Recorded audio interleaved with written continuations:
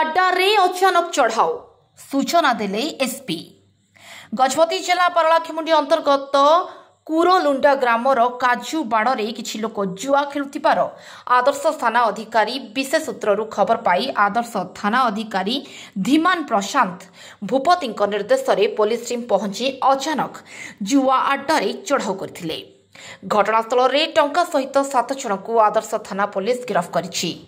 टंका पैसा छाड़ी पुलिस को देखी दौड़ी पड़ाउथिले। पुलिस ए बाबत अधिक तदंत करिबो एवं एभली जो स्थान रे बेआईन भावे जुआ खेल हेबो सेही जुआ अड्डा खोजी खोजी जुआ खेलाड़ी माननकु गजपति पुलिस टीम गिरफ्त करी आईन अनुसार दंड दियाजिबो बोली गजपति जिला आरक्षी अधीक्षक श्री जतीन्द्र कुमार पंडा सामाजिक गणमाध्यम रे सूचना प्रदान करिसंती।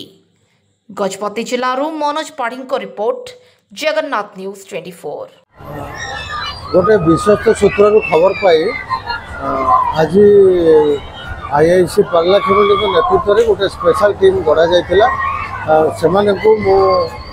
गोटे कोलुंडा निकटस्थ गोटे काजू जंगल भितर से जुआ खेलुवार खबर थिला। आमर स्पेशल टीम सेठारे पहुँचला एवं अतर्कित रेड करबा परे सेठारु प्राय 30 जन लोक निजर बाइक छाड़ी सेठारु पळै जाइथिले, किंतु 7 जन को धरिबार सक्षम होइथिला आमर स्पेशल टीम।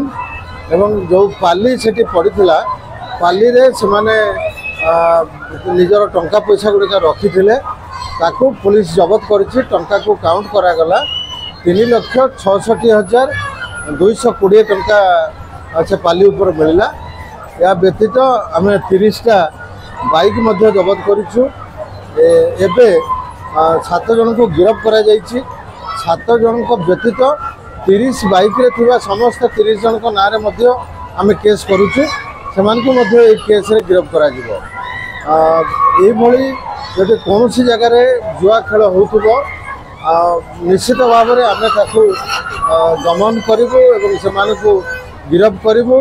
जहाँ कार्यानुष्ठान आईन द्वारा हवा कथा करा।